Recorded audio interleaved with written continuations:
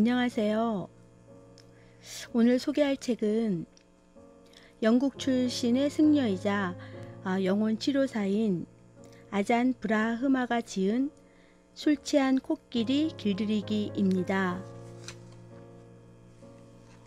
여기서 코끼리는 현대를 살아가는 우리 존재의 의미가 되어버린 그 욕망의 코끼리일 것입니다. 코끼리는 항상 욕망을 갈구하며 슬프게도 술 취한 코끼리가 되어 이젠 우리 마음속에 주인이 되어버렸습니다. 우리가 원하고 바라는 것은 결국 고통이기에 그 길들여지지 않은 마음속 코끼리를 통제하지 못하면 모든 문제는 사라지지 않을 것입니다. 오늘 우린 진심으로 행복하고 만족하며 살고 있을까요? 진정한 자유란 바로 욕망으로부터의 자유일 것입니다. 세상에서 읽을 가치가 있는 책은 단 한 권. 그것은 바로 마음이라는 책이다. 아잔 브라흐마의 스승인 아잔차는 이렇게 책에서 강조하고 있습니다. 자, 그럼 어떤 지혜가 있는지 한번 들어볼게요.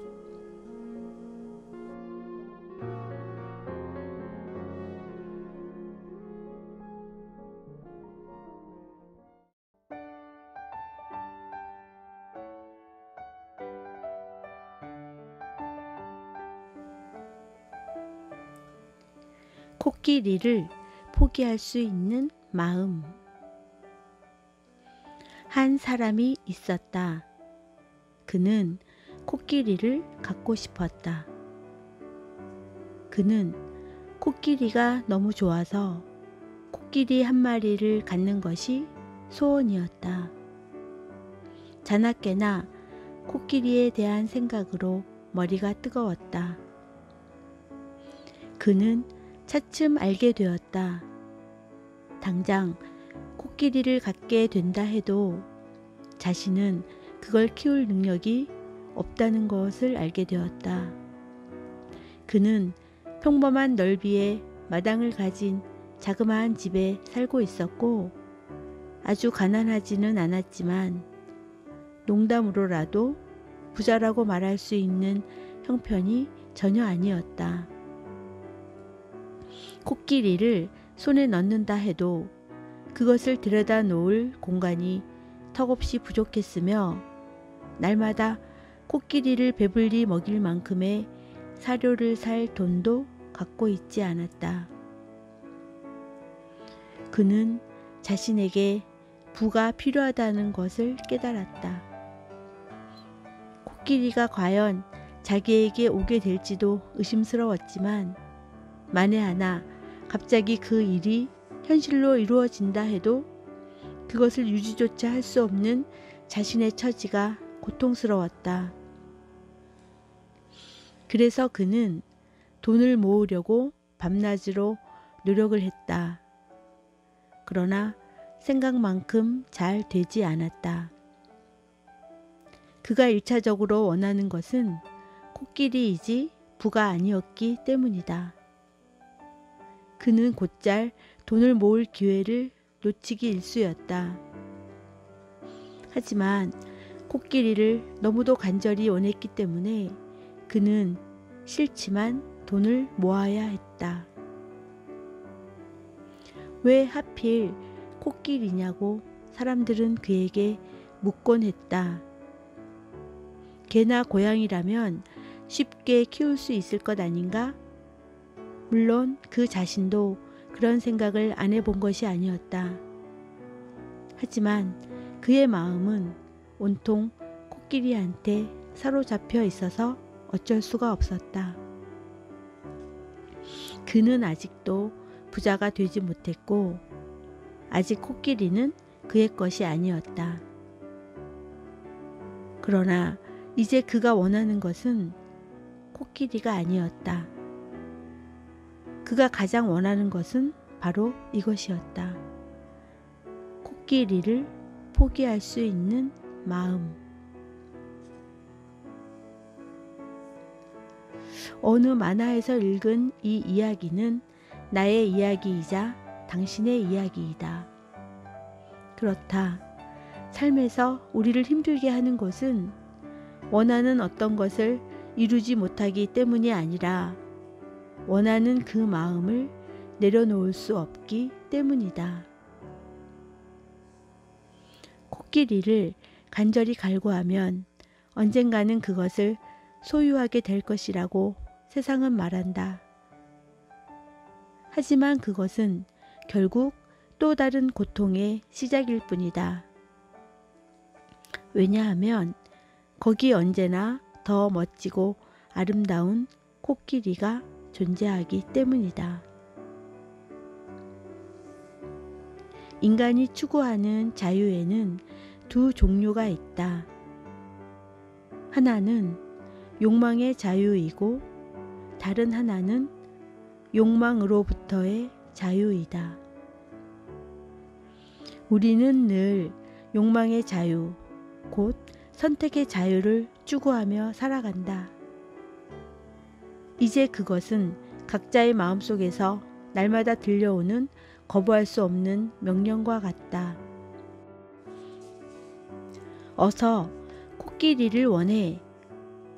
코끼리를 소유하면 넌 더 행복해질 수 있어. 그리하여 당신은 코끼리 살 돈을 모으느라 일생의 시간을 다 보낼 것이고, 그런 다음에는 코끼리 사료를 마련하느라 허덕일 것이며, 결국엔 코끼리와 단 한 번도 즐겁게 노는 적이 없을 것이다. 그리고 생의 마지막에 이르러서는 결국 그 코끼리 때문에 자신이 한순간도 행복하지 않았음을 깨달을 것이다. 그것이 욕망의 자유를 추구하는 인간의 숙명이다. 고타마 붓다가 6년 고행 끝에 니란자나 강가의 보리수 아래서 깨달은 첫 번째 진리는 인간의 삶은 두카라는 것이었다. 두카는 흔히 고통으로 번역되지만 난 그것을 행복의 부재라고 옮기고 싶다. 행복의 부재. 당신과 나의 마음속에서 결코 현실로 이루어지지 못한 코끼리는 불행한 코끼리가 되어버릴 것이다. 그 불행한 코끼리는 머지않아 술 취한 코끼리가 되어버린다. 술 취한 코끼리는 곧 행복의 부재에 대한 슬픈 증명이다. 그 코끼리가 당신의 마음속에 살고 있지만 당신은 그것을 마음대로 다룰 수가 없다. 코끼리는 행복의 부재라는 쓰디쓴 술에 취해 있기 때문이다. 술 취한 코끼리가 어느덧 당신 마음의 주인이 되어버렸다.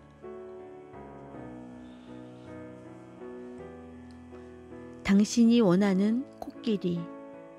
결국 당신을 고통스럽게 만드는 것은 포기할 수 없는 마음이다. 그것이 단순히 5가지 감각적 즐거움이라 해도 마찬가지다. 실제의 불만족과 행복의 부재를 심화시키는 것은 바로 이 내려놓지 못하는 마음이다. 팔리어로 된 불교 노래에 이런 것이 있다. 모든 것은 죽는다. 죽는 것은 자연의 법칙이며 나 역시 죽는다는 것을 의심치 않는다. 세상의 종교들이 가장 큰 어리석음으로 꼽는 망상은 삶은 영원히 지속될 것이라는 착각이다. 모두는 이 즐거운 망상 속에서 존재의 이유를 찾고 있다. 세속적인 삶의 목적은 기쁨과 즐거움을 추구하는 것, 그리고 부의 축적뿐이다. 죽음의 관점에서 보면 삶에서 우리가 행하는 이 모든 행위들은 두말할 나위 없이 바보 같은 짓이다. 감각기관을 즐겁게 하는 것, 관계를 갖는 것, 결혼하는 것, 집을 소유하는 것, 부를 축적하고 자동차를 사는 것, 다양한 즐거운 경험을 쌓는 일들이 죽음의 직면에서 무슨 의미를 갖겠는가?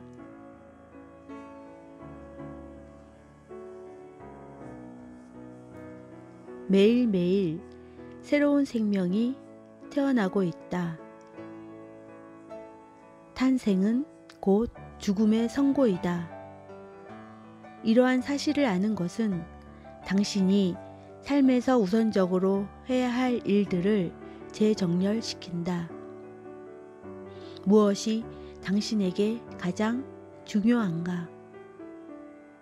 공중에 던진 막대기는 무거운 끝으로 떨어지게 되어 있다. 당신이 이 삶에서 계속해서 무겁게 축적하고 있는 것은 무엇인가? 행복의 부재, 코끼리에 대한 갈망, 단맛이 나는 칠리에 대한 헛된 바람, 혹은 분노, 질투, 이기심 같은 부정적인 감정들은 결국 무거운 막대기 끝이 되어 당신의 머리 위로 떨어질 것이다. 그리고 그것은 당신 생의 다음 순간 또는 다음의 생을 결정지을 것이다. 당신은 지금 무엇을 하고 있는가? 이 세계에서 당신을 묶고 있는 온갖 구속, 매듭, 계획과 같은 일들을 내려놓고 때로는 자신의 삶이 어디로 가고 있는가 명상해야 한다. 한 장소에서 다른 장소로 몸을 데려가는 것, 몸을 건강하게 하고 먹이고 씻기고 하는 등 이 모든 일들이 우리의 시간을 다 빼앗고 있다. 마음을 위한 시간은 언제나 매우 적게 남아있다. 태국 출신의 위대한 영적 스승 아잔차의 절에는 이런 글귀가 적혀 있었다. 세상에 행복은 존재하지 않는다는 것을 알게 됨을 기뻐하라. 갈망과 갈구에 이끌려 우리는 너무 자주 세상의 행복을 찾으려고 한다. 우리는 수많은 방법으로 항상 잘못된 장소에서 행복을 찾고 있다. 그것은 당신이 추한 얼굴을 가리기 위해 거울에다 화장을 하는 것과 같다. 그 거울 앞에 서 있는 동안은 만족스럽겠지만 거울을 벗어나 다른 곳으로 가는 순간 당신의 추한 얼굴이 나타난다. 진정한 만족은 원하는 것을 소유하는 것이 아니라 원하는 마음으로부터 벗어나는 것이다. 욕망의 자유가 아니라 욕망으로부터의 자유. 세상에는 행복이 존재하지 않음을 깨닫고 그 원하는 마음을 내려놓는 일이다. 고타마 붓다가 깨달은 첫 번째 진리가 행복의 부재였다면 그의 두 번째 진리는 세상에는 행복이 존재하지 않음을 깨닫고 행복을 원하는 그 마음을 내려놓으라는 것이었다. 그것이 곧 진정한 행복에 이르는 길이다. 원한다는 것은 곧 고통이다. 당신이 갈망하는 코끼리를 소유하려고 하는 시도, 조종하는 것, 생각하는 것, 계획하는 것 모두가 고통의 원인이 될 수밖에 없다. 원하는 것에는 끝이 없지만 원하는 것으로부터의 자유에는 끝이 있다. 만일 당신이 전혀 원하는 것이 없고 계획도 필요 없다면 얼마나 많은 자유를 누릴 수 있을까?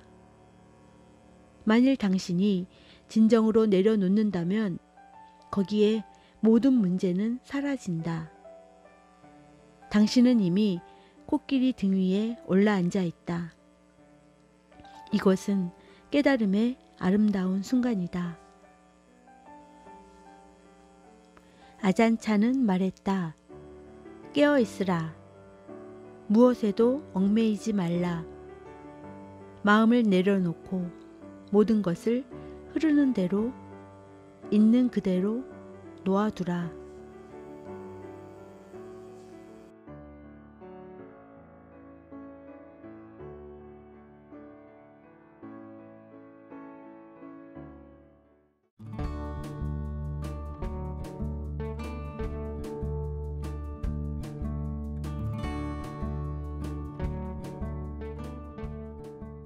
서양의 많은 집들은 정원을 갖고 있다.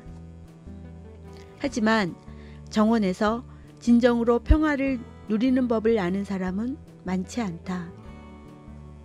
대부분의 사람들은 정원은 또 하나의 일하는 장소일 뿐이다. 그래서 나는 정원을 소유한 사람들에게 잠깐 동안씩 정원 일을 하고 정원의 아름다움을 더해줄 것과 더불어 다만 평화롭게 정원에 앉아 자연의 선물을 즐김으로써 자신의 영혼에 풍요로움을 더해줄 것을 동시에 권한다. 첫 번째 정원 주인은 이것이 매우 좋은 생각이라고 여긴다. 그래서 먼저 자질구레한 일들을 해치운 뒤에 정원에서 잠시 평화로운 순간을 누리겠다고 마음먹는다. 어쨌든 잔디를 깎아 주어야 하고 꽃들은 듬뿍 물을 주어야 하며 떨어진 나뭇잎들을 갈퀴로 긁어 모아야 한다. 게다가 작은 나무들은 가지를 정리해 주어야 하며 길도 쓸어야 한다. 물론 이 자질구레한 일들을 해치우는 것만으로도 여가 시간은 다 날아가 버린다. 그 일들은 결코 끝이 나지 않으며 따라서 잠시 평화로운 시간을 누릴 기회는 영원히 오지 않는다. 당신도 눈치챘는지 모르겠지만 오늘날 우리가 사는 세상에서는 이 평화 속에 휴식을 취하는 사람들은 오직 무덤 속에 있는 이들 뿐이다. 두 번째 정원 주인은 자신이 첫 번째 범주에 속하는 사람보다 한결 지혜롭다고 생각한다. 그는 갈퀴와 물뿌리개를 옆으로 치워두고는 정원에 앉아 잡지를 읽는다.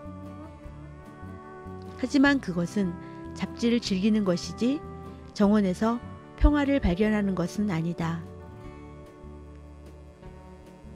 세 번째 정원 주인은 모든 연장들과 잡지, 신문, 라디오를 치우고 정원 한켠에 평화롭게 앉는다.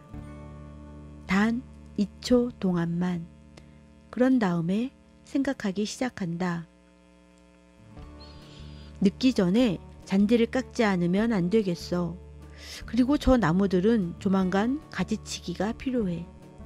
내일이나 모레쯤 물을 주지 않으면 꽃들이 시들어 죽을지도 몰라. 저쪽 구석에 잘생긴 치자나무 몇 그루를 심으면 어울리겠어. 그래, 새가 목욕할 수 있도록 예쁜 물그릇을 놓아두면 금상첨화겠지. 화원에 갈 때 하나 사들고 와야겠어. 이것은 생각과 계획을 즐기는 것에 불과하다. 이 역시 마음의 평화는 그곳에 없다. 마지막으로 지혜로운 네 번째 정원 주인은 이렇게 생각한다. 나는 이제 충분히 일했다. 지금은 내가 일한 것의 결실을 누릴 시간이야. 평화에 귀 기울일 시간이다. 잔디를 깎아줘야 하고 낙엽을 긁어 모아야 하고 이 일 저 일을 해야 하지만 지금은 아니다. 이렇게 함으로써 그는 정원이 비록 완벽한 상태가 아니더라도 정원을 즐기는 지혜를 발견하게 된다. 아마도 관목 뒤에 숨어서 지켜보는 그 노승은 우리 앞으로 걸어나와 지저분한 우리의 정원이야말로 진정으로 완벽한 정원이라고 말하고 싶어 할지도 모른다. 실제로 만일 우리가 아직 남아있는 일들에 초점을 맞추기보다 이미 자신이 해낸 일을 본다면 지금까지 한 것은 그 자체로 완성된 것이라는 말을 이해할 수 있을 것이다. 하지만 내가 쌓은 벽돌 벽의 경우처럼 만일 우리가 잘못된 것과 바로잡을 필요가 있는 것에만 초점을 맞춘다면 우리는 결코 마음의 평화를 발견하지 못할 것이다. 지혜로운 정원주의는 자연의 완벽한 불완전함 속에서 아무 생각도 아무 계획도 그리고 아무 죄책감도 없이 한 시간의 평화를 즐길 것이다. 우리 모두는 잠시 다른 사람들로부터 사라져 평화를 누릴 자격이 있다. 그리고 다른 사람들은 우리가 사라져 줌으로써 그들 자신의 평화를 누릴 자격이 있다. 우리 삶을 구원해주는 그 한 시간의 중요한 평화를 누린 뒤에 우리는 정원일의 의무로 되돌아갈 수 있다. 정원에서 평화를 누리는 법을 이해할 때 우리는 언제 어디서나 평화를 발견하는 법을 터득할 수 있다. 특히 우리 자신의 마음의 정원에서 평화를 발견하는 법을. 비록 때로는 너무나 어수선하고 할 일이 너무 많다고 생각될지라도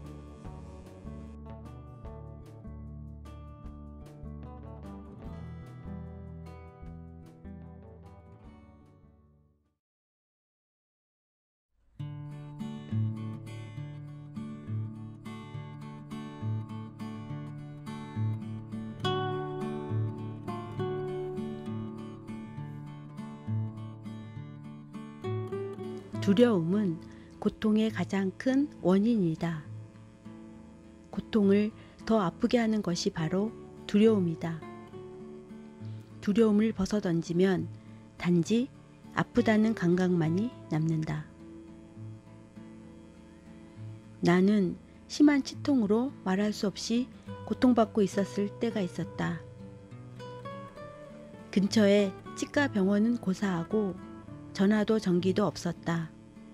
심지어 약장 서랍에는 아스피린이나 해열 진통제 하나 없었다. 숲속 수행승은 무조건 참고 견디는 수밖에 없었다. 병이라는 것이 대개 그렇듯이 밤이 되자 치통은 훨씬 더 심해졌다. 나 자신은 스스로를 꽤 강인한 수행자로 자부하고 있었지만 그 치통은 내가 얼마나 강한가를 시험하고 있었다. 얼굴 한쪽이 통증으로 마비가 될 정도였다. 그 나이 먹도록 그런 심한 치통은 처음이었다. 나는 호흡 명상을 통해 그 아픔을 견뎌내고자 했다. 모기에 물어 뜯길 때 호흡에 집중하는 법을 배운 적이 있었다. 어떤 때는 온몸에 40군데가 넘게 물린 적도 있었지만 한 가지 감각에 집중함으로써 다른 것을 잊을 수가 있었다. 하지만 이 치통은 단순한 통증과는 달랐다. 2, 3초 동안은 호흡에 집중할 수 있었지만 쥐어짜는 듯한 통증이 금세 감각의 문을 걷어차고 뛰어들어왔다. 하는 수 없이 자리를 박차고 일어나 밖으로 나가 걷기 명상을 시도했다. 그건 역시 이내 포기할 수밖에 없었다. 나는 걷기 명상을 하고 있는 것이 아니라 숫제, 달리기 명상을 하고 있었다. 도저히 천천히 걸을 수가 없었다. 통증이 너무 심해서 뜀박질을 해야만 했다.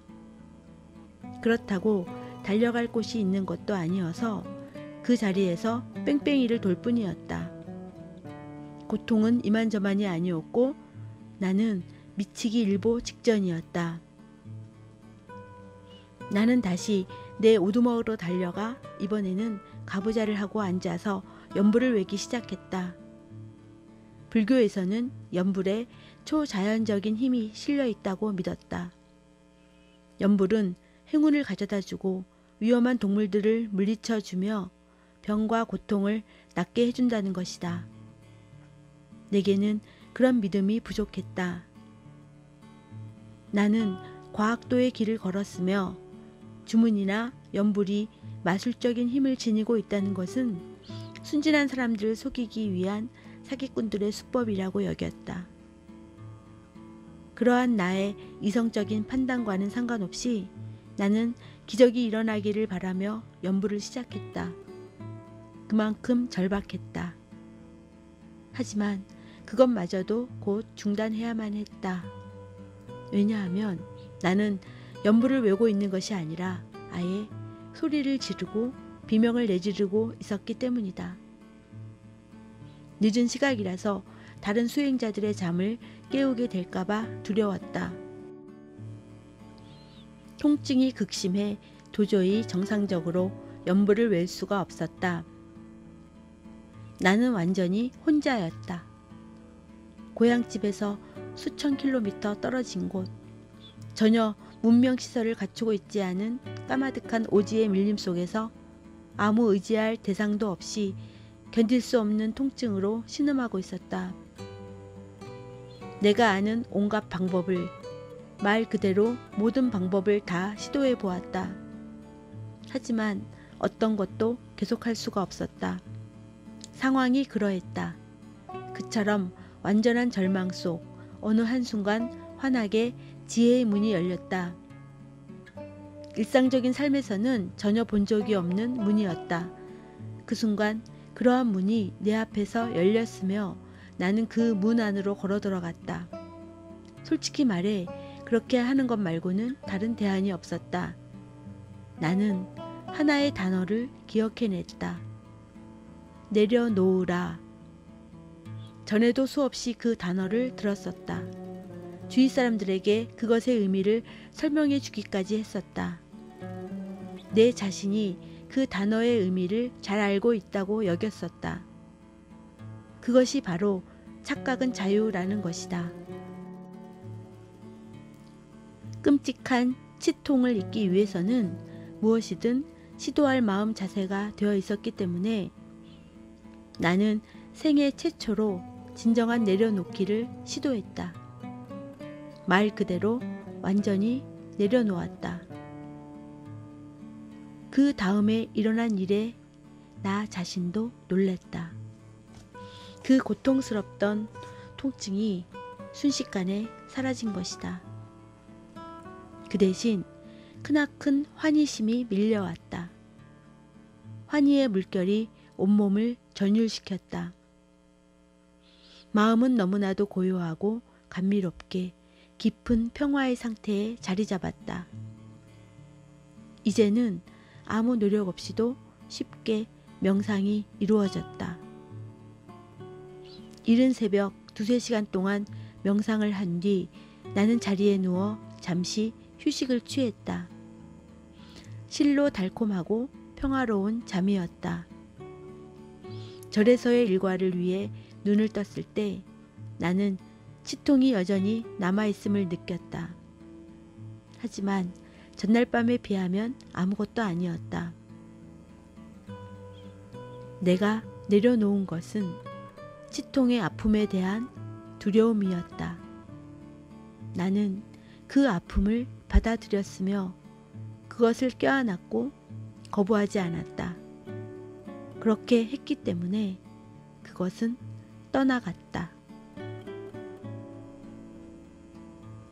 내 이야기를 들은 많은 사람들이 몹시 아플 때 이 방법을 시도했지만 아무런 결과를 얻지 못했다.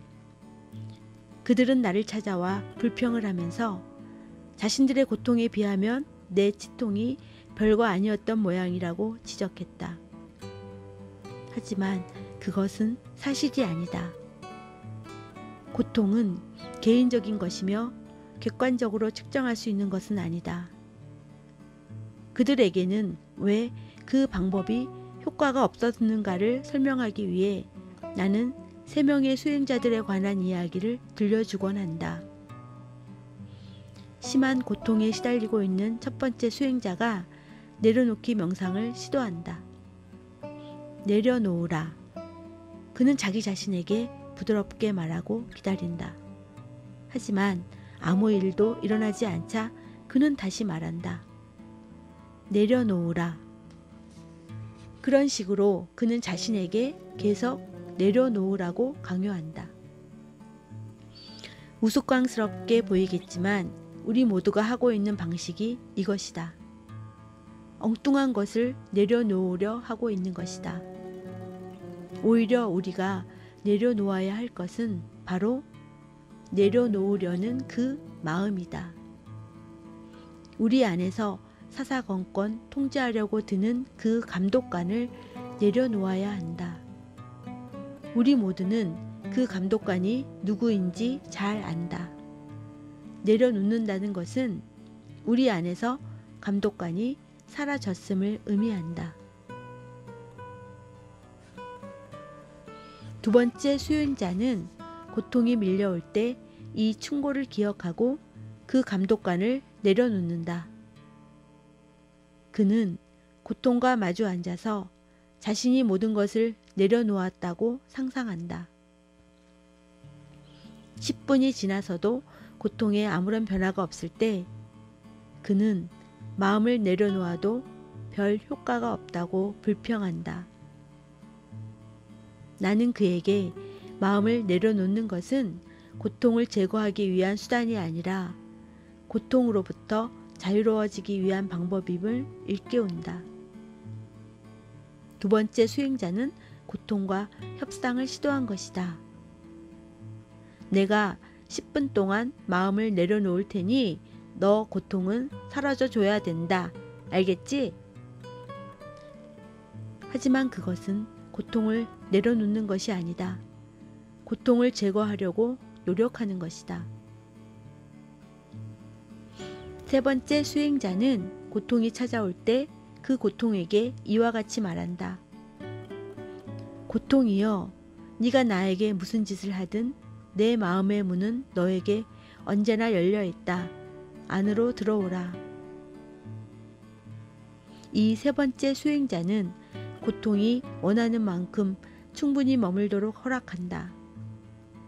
설령 평생 머물러 있을지라도,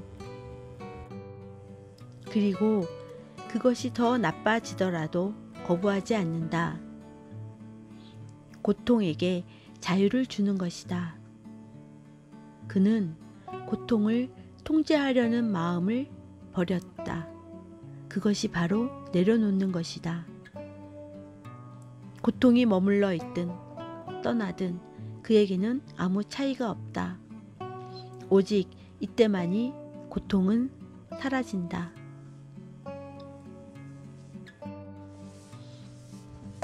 마음속 감독관을 내려놓는 일.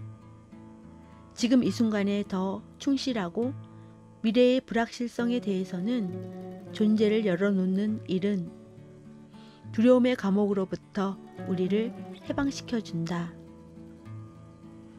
그때 우리는 본래부터 지니고 있는 지혜를 가지고 삶의 도전들에 반응할 수 있다. 나아가 많은 골치 아픈 상황으로부터 자유로울 수가 있다. 야생의 코끼리를 자유롭게 풀어놓으면 마음 내키는 대로 짓밟고 돌아다닐 것이다. 마찬가지로 마음속 코끼리를 정복하지 않으면 삶은 고통에서 벗어날 길이 없다. 우리 생의 문제를 만들어내는 주인공은 다름 아닌 이 길들여지지 않은 마음속 코끼리이다. 깨어있음의 밧줄로 코끼리를 붙들어 맬 때 문제는 사라진다. 깨어있는 마음을 키우지 못하면 코끼리는 통제하는 이도 없이 집착과 분노, 욕망과 쾌락 사이를 뛰어다닐 것이다.